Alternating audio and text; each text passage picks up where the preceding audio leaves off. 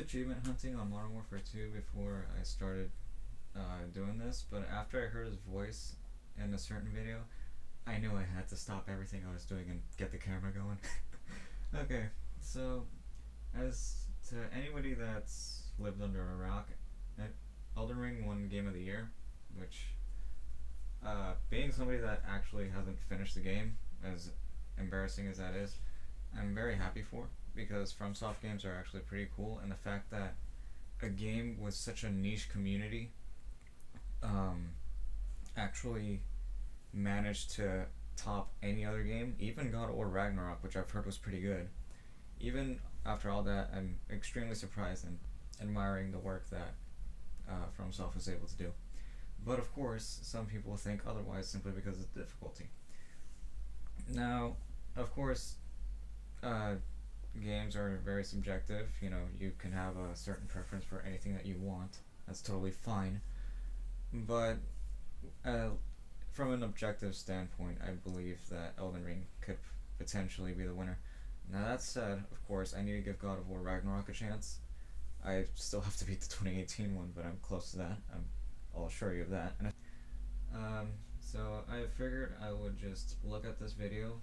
I've only heard a little bit of it because the second I heard it, I knew I wanted to talk about it. So, yeah, let's see how this goes. Now, first off, before we begin, let's actually admire the face that he has. Yeah, it is real pretty, with the long goatee, terrible mustache, and clearly pissed off, almost Karen-like face that he has. It's quite poetic. So, let's see what that face has. Hey yo, so the Game Awards just ended and Elden Ring took Game of the Year. And I'm going to say this right now. I don't know how a game that didn't have any memorable characters that anybody could bond with, any, emotional story or anything like that beats out games that had that. Alright, immediately I'm going to punch this guy in the dick. So, having characters that you can't bond with, like non-memorable characters, you've got Vare, who calls you meaningless at the beginning and also gives you a certain option later down the line after you kill a few bosses.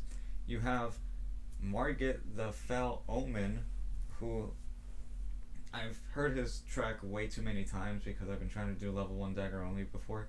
Don't do that, by the way, you're gonna want to kill yourself. But Margit is instantly recognizable as the first mandatory boss that you need to kill, and Godric is even cooler as well. Like, spoilers for anybody who hasn't gotten to this point yet for some reason, unless you were deterred by it.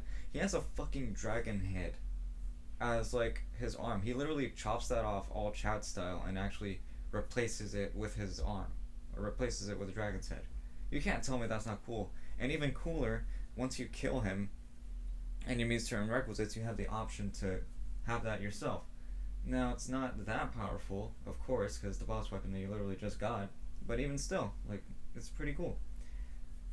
And of course you have Melina, who was your main person to help you level up, and she's your maiden for a while, at least to the point that I'm in.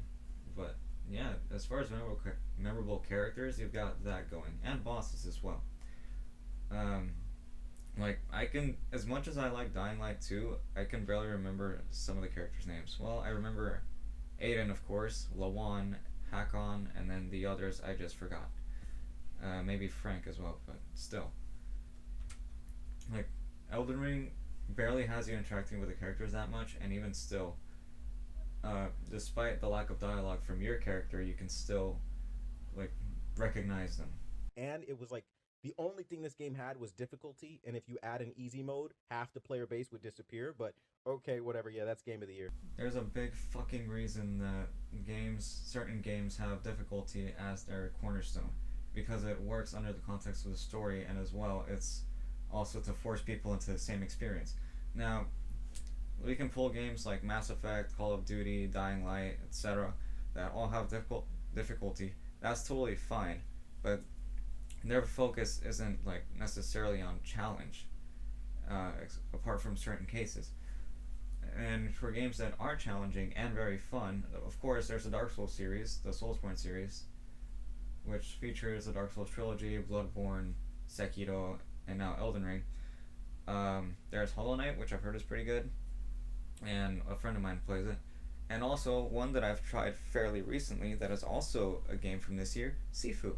Sifu is something that I've never heard of up until my friend talked about it, and I loved playing it from the hour or so that I had. First off, thank you for letting me play it in your space. You know, that was pretty cool. But Sifu felt pretty tight. It was awesome. It was also very polished. That's another thing. Elden Ring is a polished game. Not like certain games, like even Dying Light 2, despite the fact that I like it, it's not polished all the way. And one more game that has a pretty like skill-based difficulty, Ghost Runner, which is one that I love playing, and you might have seen a little bit here. But even still, there are some games that focus on difficulty and really want to challenge somebody, whereas others are fine with giving the option of a casual experience. Let's see what happens in 2023. How many of these Souls players will still be playing that game? How many people are playing Gran Turismo 7 or Call of Duty Modern Warfare 2 because of all of the shit that's going on in there? I mean, I'm still playing it, but I'm honestly just turning my brain off. But yeah, how many people are going to play that? Or God of War Ragnarok after they're done with the story most of the time? It's an argument that is very stupid and can be made for any other game that isn't satisfying to play for extended periods of time. Now, there's also the point of like challenging yourself, you know? Like, can you complete this boss in a certain level? Can you beat it without taking damage? That's one thing. You know, there's people that are doing no hit runs or just speedrunning the game. It's been done before, and there's gonna be people that are always gonna try to top themselves. And not just that, but from what I've seen and experienced, there's a very healthy amount of builds that you can create as well. You know, you can go for classic magic builds. A friend of mine was going for doing a paladin build akin to D&D, and he was also thinking of doing a Game of Thrones style one.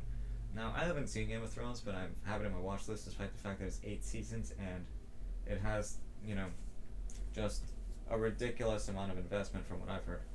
But even still, there's a lot of fun things that you can do, and also, like, suit builds. Like, I made the Bloody Crow of Canehurst, which was one of my favorite enemies in Bloodborne. Granted, it felt a little cheap, but even still, the Bloody Crow was a very awesome and memorable fight because of how difficult it was. Now, I'm going back to the difficulty thing. I'm sorry, but even still, time really degrades games after a while. More so, perhaps Elden Ring and some other single-player games, but that's just bound to happen anyway to anything that isn't an online game. Which even still, Elden Ring added the Colosseum, like earlier this year. I think it was last month. So yeah, there's a decent amount of people that are gonna stay for that, I imagine. And also, one more thing, if you're gonna go for difficulty, just play a game like Star Wars Jedi Fallen Order, wait for Jedi Survivor, and shut the fuck up, okay? Yeah, thanks. Probably fucking zero, but okay, let's play the game. And you know what? Take your victory laps, have your fun, whatever. I am. Elden Ring Game of the Year, but we all know what happened, man. It ain't really a Game of the Year. Like, nobody's gonna be playing that game. Bro, the game has already lost traction. It's already losing players. Now, the games lose traction naturally again, as I've stated before, but a decent amount of people that have played it quit because they don't put the time into getting better. They see the reviews, they see, wow, this is a very good game to play. I might just try it out myself. And then they just immediately go for a refund 30 minutes later because they decided to just keep hammering against the tree sentinel where you can literally just walk around it. There's reasons to like a game and then there's reasons to hate it. Elden Ring is a very polished, tight, and a very challenging game, and if you're not into challenge, then naturally you're gonna hate it. You should know this given that the company of this has made these games ever since 2007 with Demon Souls, as far as I can recall.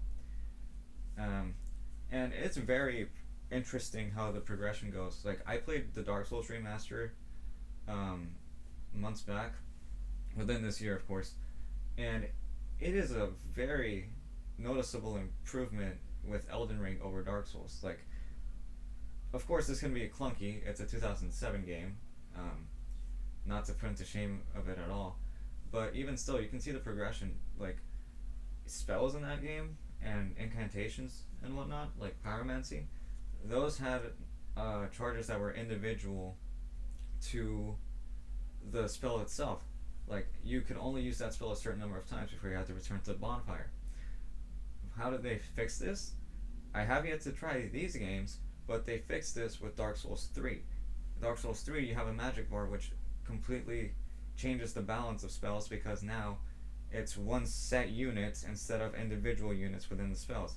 It helps out a lot with the weapon balance and the magic balance as well because, okay, more magic balance, but you know, it helps with that because instead of spamming a bunch of powerful spells, you can only use that spell a certain number of times. That's what people are celebrating with Elden Ring, discounting how great of it is that a polished game comes at launch. I guarantee you, the further we get down the years, it's just not going to be what people are expecting. What is this point trying to make? This makes no sense. You see what it was supposed to be at launch when you get it, if you get it. There were some people that. There was this one YouTuber that I remember seeing from Mischief that was stupid enough to review a game that he hasn't even played, only spectated. It's some of the dumbest things that I've seen in my life, but it's not far from it. From the worst thing, that is. But still, it's a completely redundant point to make. Some people, if you're completely running blind into Elden Ring, you don't know what to expect. If you have ridiculous expectations like people have had with Cyberpunk 2077, then you're going to be completely disappointed. But even still, this makes absolutely no sense because what you expect it to be is not only what the developers say, which you can trust wholeheartedly, but it's also the damn game that comes at launch. It's not going to continue that same energy, bro. But hey, enjoy your game, have fun with it. But I ain't with it. Well, naturally you ain't with it because you didn't bother with your review at all, from what I've heard. And this goes to a point that multiple people have said before. You have yet to show any game footage of you actually playing the fucking game. So, unless you're willing to talk about this game in depth and not just set a bunch of bullet points, then you can just shut up. Like, honestly, I've heard some GOTY say that he'd pay a lot to see the game footage, and I wholeheartedly agree with that. I would drop out of college and give all $2,100 in my bank account to this man if it meant that I saw all 2 minutes of his gameplay. Like, these people have no idea what they're talking about for the most part, and I genuinely believe that this man didn't want to take it a chance just because he got slapped a few times. Now, of course, again, opinions are subjective, and with games that couldn't be further from the truth, or closer to the truth, I should say, because games have a wide amount of genres, they encapsulate a different amount of people, depending on who they're going for.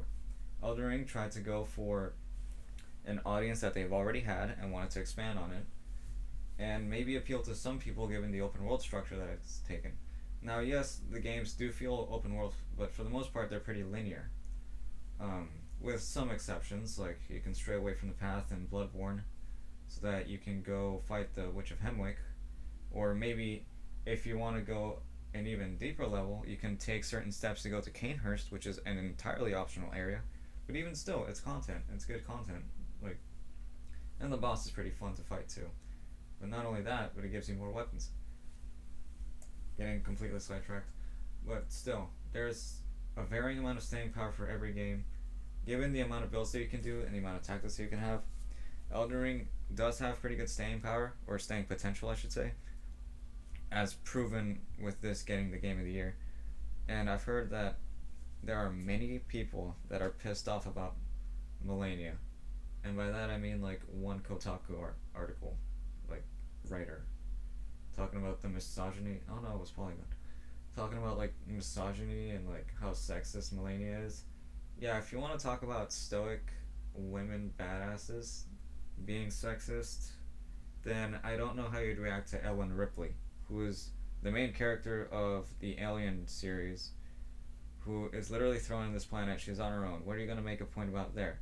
That she was being tortured constantly because of the constant threat of the alien? Like, what point are you trying to make there? And also the fact that she's part of a dying world. You know who else is in a dying world? Vare, Godric, the Roundhound Table. Every single fucker that you see in Elden Ring is part of a dying world. What kind of argument are you trying to make? But yeah, this is one guy that I liked seeing from afar. Of course, getting messy with certain things, and for those of you who might not have seen, you might want to look into the controversy which the Ackman touched on. He's also the reason that I wanted to talk about this a little bit, but just absolutely ridiculous. But yeah, I just hope he can shave off his facial hair and get ready for 2023, because I'll see how many times he gets disappointed there. But yeah, that's about it. I might. This has been like an absolute slop of a video because it's something that I literally thought of doing last minute, but you know, I wanted to talk about it and absolutely take a fat steaming shit on his face. So yeah, I'll see